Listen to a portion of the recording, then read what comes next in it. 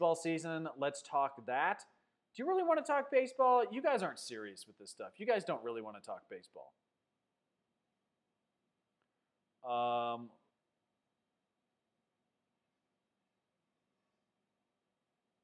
Are we having some connectivity issues? I'm sorry about that, guys. I hope we're not having too many connection issues here. Yeah, I'm trying to keep up with the comments here, guys. Yeah, at any rate, I thought it was a bad start to the preseason, and everybody should feel that they're pretty much doomed. There's nothing good to feel about this team right now, and Jamal Carter got hurt. That sucks for him. He was looking forward to being a good player this year and had a promising start to his second season and gets hurt. That sucks for him. Hopefully he gets better and they can use him at some point. Let's see what else we got here. Okay, seriously, guys. Do you guys want to talk baseball? You guys want to talk baseball? Here you go. The Rockies. Here's what's going to happen, because I like really seriously here. This is a serious, honest baseball take. They're gonna keep doing this, where they go on a little bit of a streak and then they start to slump, and then they go on a little bit of a streak and then they start to slump, and then you're gonna hope that there are at least 13, 14 games above 500 at the end of the year, and that doesn't mean that doing the math of 500. They're like 12, 13 games, they get you to like 96 wins. 96 wins gets you to the postseason. If you get to the postseason, depending on the matchups in the wild card, give or take, probably, if you get a bad pitching matchup there, you're probably screwed. But here's the thing. We saw them do this last year. We saw them have some issues. Slump and then regress and then egress and all those things, and they were ebbing and flowing, and that's baseball. They don't have the starting pitching to win a playoff series. And I'm not saying that strange things can't happen. I saw Josh Whittingham hit a bloop single against the A's in 2014. And it totally changed the course of the Royals franchise for 2 seasons. They didn't lose another playoff game until the World Series. And that had never happened before. So you can have these tipping point moments, but I haven't seen the tipping point moment from the Rockies. And until they win a playoff series, they are going to continue to wallow in mediocrity and irrelevance. They're not a relevant team in this town. They're a good team. They have some talent, but they seem to lack a killer instinct. They seem to also lack an ability to acquire consistent pitchers. The difference between an ace and a good pitcher is your ability to rev it up when you need to and then coast the rest of the time. You need to be operating at about 80-85% of your max most of the time as a starter. And you need to be able to get 95% of guys out operating at 85%. And then if you can do that and then rev it up to 100% when you're in a jam, when you're in a bind, that other 5% where you're not giving up, that you are giving up, that you've got to rev it up that 15 extra percent. Do the math there. Grab an abacus at home. You didn't think you'd have to do math here. This is a stat-heavy show. G is saying no one is listening to me, TJ? What?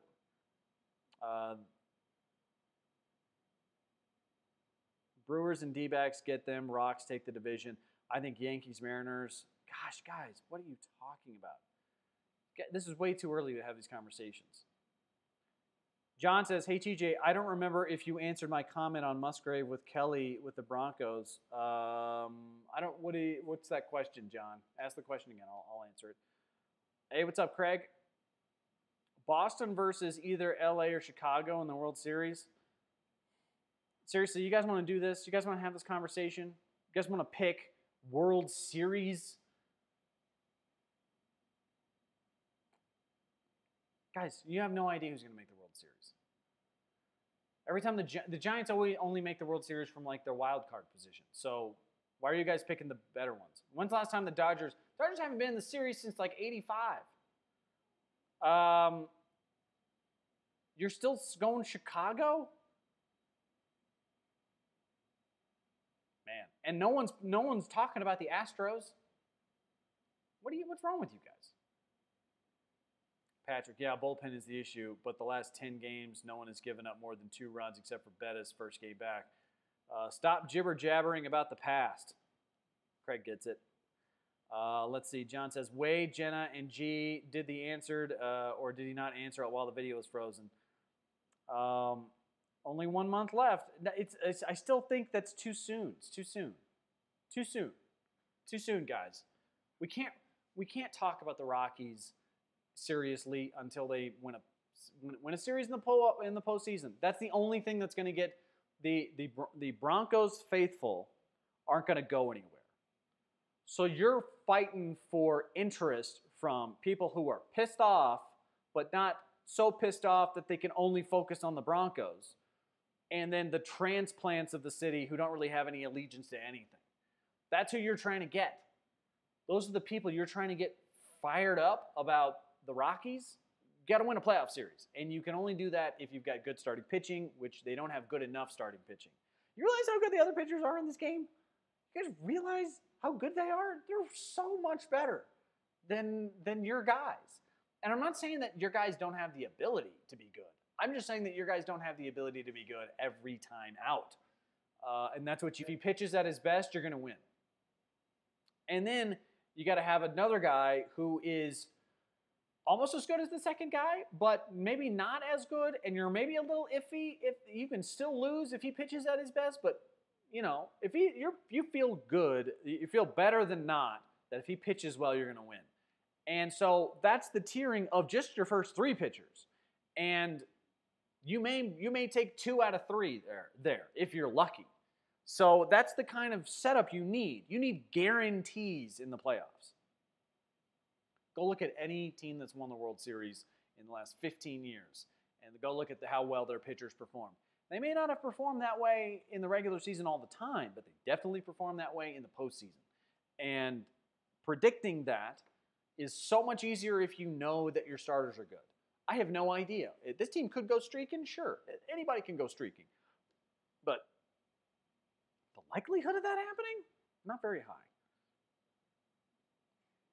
John says, I said Musgraves would do better than Kelly. Are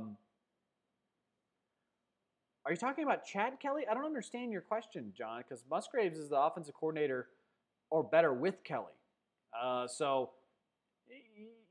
Yeah, I think that they did better, but that's mainly because the talent out on the field wasn't starting. That talent's not going to be on an NFL roster. So the throw that he made was to Lacoste it was a fine throw, but it was to a wide open guy. It was busted coverage.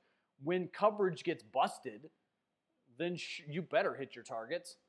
And then after that, I hate to rain on a guy's parade, but we got to talk about the Isaiah McKenzie return.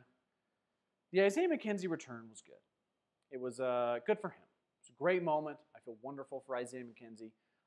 Isaiah McKenzie is a good dude, and he had the yips, and he fumbled the ball 5 times last year, basically proving that he can't play NFL football.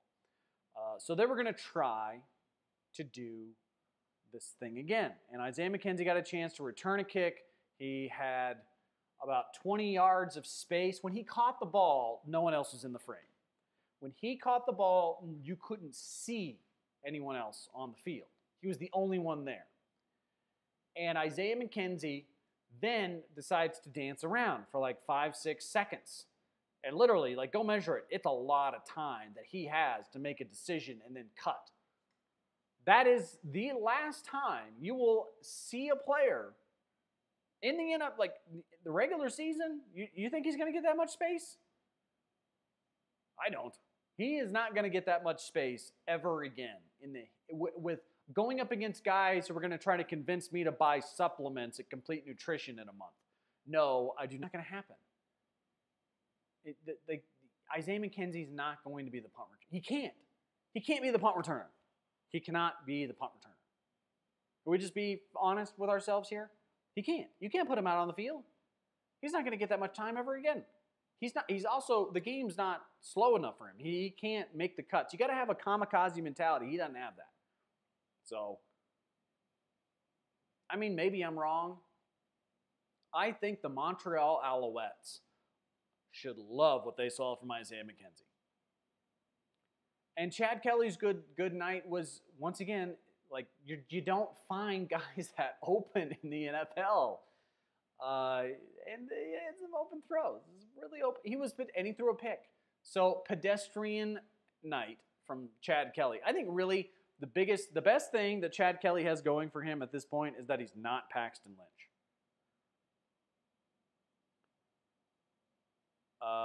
Let's see here. Allegiances to a team and city. What a weird concept. Come on, Andy. Sports nihilist here. John says, I'm all Broncos. It's kind of hard to see a game while being in Jersey. Fair? Andy, Rockies in the playoffs. What a weird concept. Well, they're not going to do anything in the playoffs. Patrick says, Florida Marlins and pretty bad starters when they won, and their pitchers won MVP. Royals had median pitching, went back-to-back World Series. They did, but they also had Johnny Cueto, who was a legitimate ace. And then the year before that, they had James Shields. Both of those guys are miles better than anybody the Rockies have. Harrison Musgrave, pitcher for the Rockies. What? I don't know what you're talking about, Jenna. Who? The 2006 Cardinals, World Series winners, the sub-500 regular season record. What a weird concept, or something like that. Once again, guys can get hot in the postseason, but you can't predict that. No one was going to predict that about the Cardinals. And also, too, was it 2006? No. I was thinking of 2011, 2012, 2011, I think. 2011, who could have predicted that? 2010 and 2011, Rangers lost a back-to-back World Series and were favored to win both. Kick, punt returner, a dying position. No, it's not a dying position. It's not. Not a dying position. Don't say that. You're gonna hurt my feelings.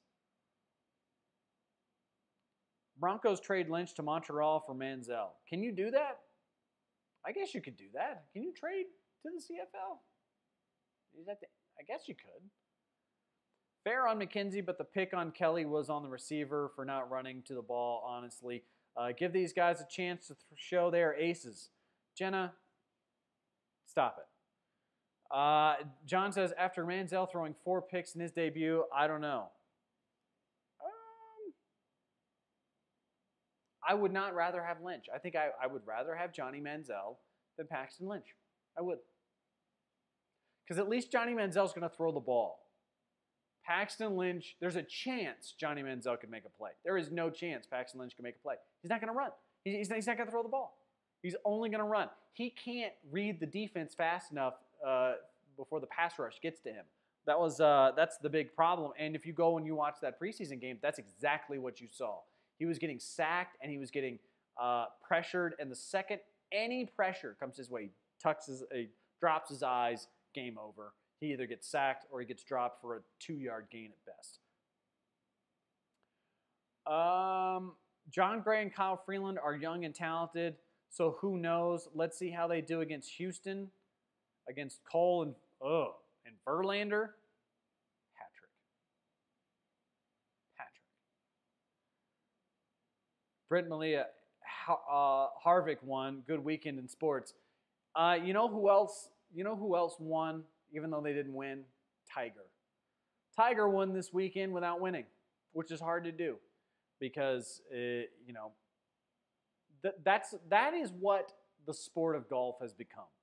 The sport of golf has become Tiger can get second and still, no one knows who Brooks Koepka is. They don't know how to say his name.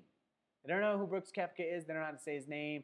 And to be honest with you, Koepka is actually kind of like Tiger Woods. When Tiger Woods broke onto the scene, no one cares. No, we only care about Tiger. We only care about Tiger. It's one of the most infuriating things, I'm sure, for young, promising golfers, they have to deal with. They have to deal with the fact that nobody really gives a shit about their sport. They only care about Tiger Woods. And so there is no real way for them to impress. There is no real way for them to show that they deserve your love, unless you're somebody who's already super familiar with and super passionate about golf. Tiger Woods won the weekend. That's who won the weekend. The walk-off and then the walk-off, or the Brooks Koepka finish. No, none of that. Just Tiger. Tiger getting second in the PGA Championship. That's what we care about. So stupid. Simeon actually looked better than any Broncos quarterback. Sucks for them. That's right. That's absolutely right. He did. I said that they should have kept him, and they should have kept him. If you had to rank the quarterbacks last night, or on Saturday, Kirk Cousins, wow, did he look good. And then Case Keenum. Actually, no, it's not. Case Keenum didn't look that good. But he's the second best quarterback. Trevor Siemian. Then I will go Kyle Sloter.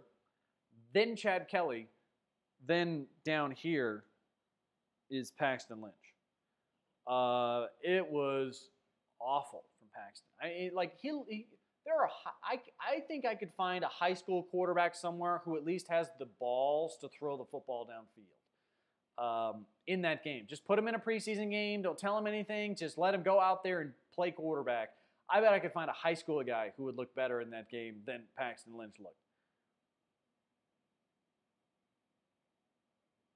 That's on the trades with CFL and NFL. Taylor asked me, do you even watch baseball? Of course I watch baseball. What are you talking about, Taylor?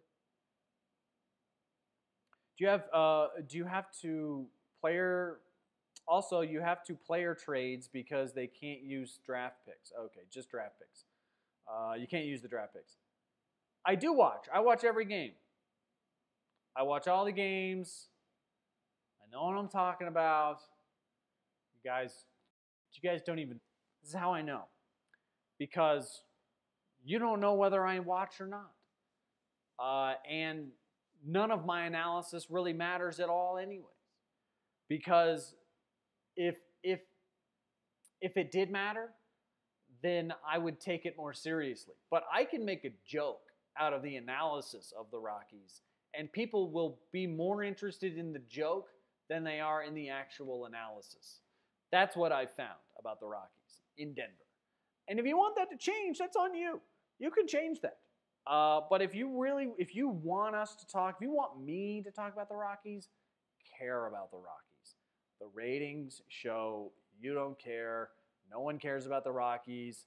They can't even sell out their own stadium with their fans. They got to have help from Dodgers fans or Cubs fans or Giants fans, or name a fan base that's in the general proximity adjacent.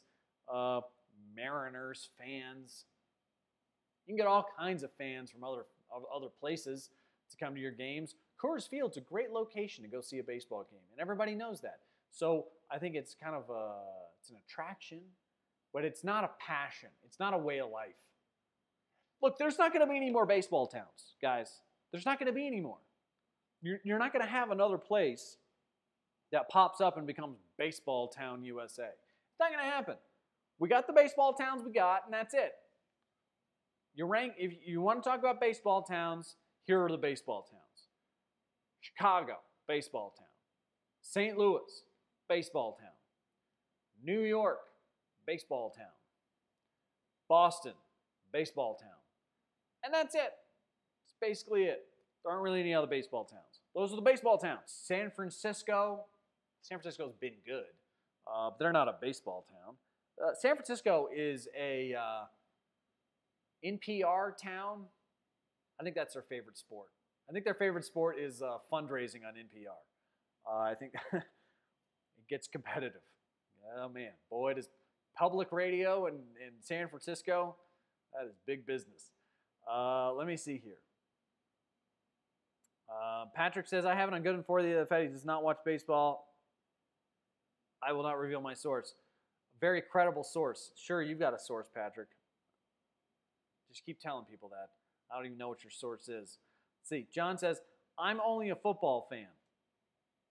So is America. Taylor, haha, the fact that he doesn't even know who Harrison Musgrave is and he struggled pronouncing Justin Verlander's name. Did I struggle pronouncing Justin Verlander's name? I mean, what do you want? Dallas Keuchel. There. I've proven that I know baseball. According to you, if you know players' names, you know baseball. So, Dallas Keuchel. There you go.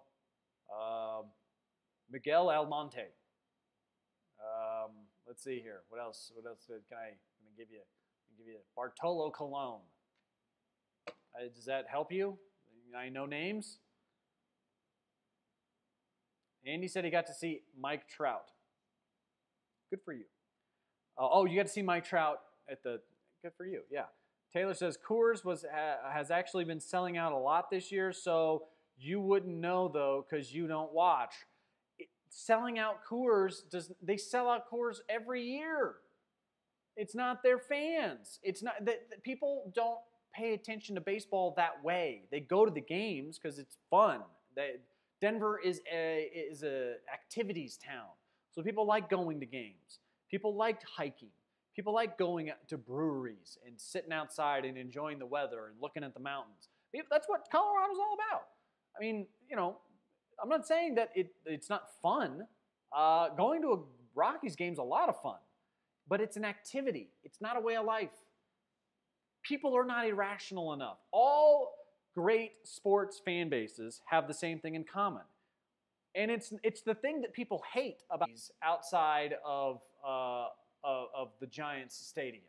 They would never have people go out and leave dead rattlesnakes, diamondback snakes out by the stadium or some stupid shit like that. They would never have fans do that. They would never, because they're too rational. They're too rational and they kind of like it, but they're not passionate about it. The irrationality that comes with, people describe love as this, or infatuation as this sort of irrational emotion, right? You make bad choices because you're blinded by your desire, your pursuit of this other person. And so you will make illogical choices because of love. That love does not exist for the Rockies in Denver. People don't do things like that. People don't graffiti buildings. People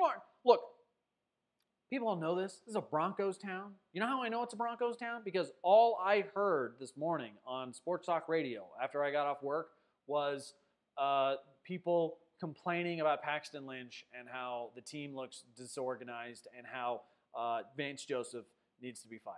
That's all. Preseason 1. And people are talking like that around Denver. I mean, come on, man. I mean, seriously. You couldn't get people excited about a wild card game last year in Denver about for the Rockies. Wild card game. I was there. I know it. I've seen it. And look, I've lived through this Kansas City's a better baseball town than Denver is. And Kansas City had 30 years of terrible play from the Royals. But it all changed once they made the playoffs and won a series. Once they won that wild card game, then all of a sudden everything changed and people got on board. So I think you're going to have to see the same thing. That's my expectation. If they can get to the playoffs and win a playoff series, then people will get on board with the Rockies. We should just take TJ to a game, Patrick says. Yeah, sure. Take me to a game. I've been to plenty of Rockies games. I'll go again. I know you guys over at Oscar Blues have tickets. John says, I was in Colorado, and he's right. It's an activity state. I wish to be back again. It is. It's a great. I love living here. I'm not even knocking Rockies fans. I don't have a problem with. Just don't try to tell me you're something you're not. You're a beautiful turtle. You're not a dove. You're a beautiful, four-legged, just delightful, innocent, happy, slow turtle. And I love you. And I'm going to put you in a little atrium, and I'm going to give you a little water dish, and I'm going to watch you eat strawberries because you're adorable. But you're not a dove. You're not going to soar into the air. You're not going to fly and see greatness. You're never going to have that. Don't tell me you're something you're not. You're a turtle in an atrium who will just eat the strawberries. Eat the strawberries. That's I I know several people who are watching right now who are going to love that. Jenna says that I would ruin the game for her and Patrick. Would I? Would I ruin the game? Do you know that? I'm pretty delightful actually to watch a game with, um, because you need somebody there to bounce things off of. I'm going to make you feel like a better fan because you're going to be sitting next to me, and I'm going to be, you know, critiquing the ball boy or whoever it is, the or making jokes about some of the sponsors out there in the outfield, or find Charlie Blackmon picking his nose. We can make jokes. I'll make jokes the whole day. You don't even know that. You don't even know. Let's see. Patrick says Longmont is a big baseball town. The Oscar Blues there was absolutely crazy last night. That's good. Till he's let's see. I have seen baseball games in person. I don't know what you guys are talking about. Acting as though I don't because you're gonna know how right I was. You're gonna be mad at me for how right I was. And when that happens, then all of a sudden, slowly but surely, I'm gonna grow on you like a bacteria, and I'm gonna consume you. And then the sports nihilism that I possess is all of a sudden gonna become your sports nihilism, and then you're gonna become cynical, and then you're gonna watch games just like me, and make jokes and laugh and not take it seriously at all, because you know that being invested isn't really the key to being a fun sports or an enjoying sports fan. If you want to be a passionate sports fan, be ready to be miserable. If you want to be a happy, entertained sports fan, become like me and just watch sports because sports are fun and you like competition in general, and you also like making fun of stuff. Because that's how I watch sports, and I'll tell you what, I can turn on the TV at any point and watch any game and enjoy myself, because that's how I enjoy sports. Let's see here. Sports nihilism. That's my philosophy, and I'm a big advocate for it. It's the preseason in football, but I like to see some effort from the team in that game. Yes, John, I agree. Also, Patrick, unless you're in the SEC. Oh yeah, baseball's big time in the SEC. I'd love to have that hangout with you guys in Colorado. Come on, John.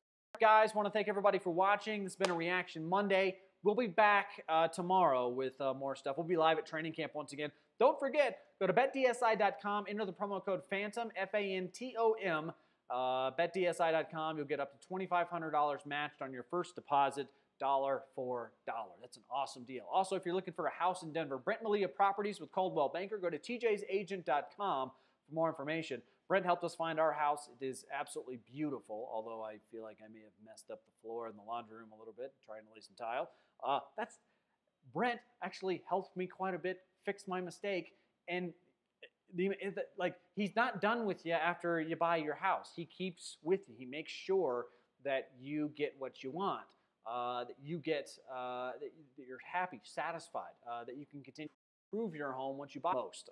And I would say that quite confidently, given our experience with him, and also too our experience with Platte River Mortgage. If you're looking for a mortgage in Denver, help with your mortgage, Platte River Mortgage, Sean Sedita, PlatteRiverMortgage.com.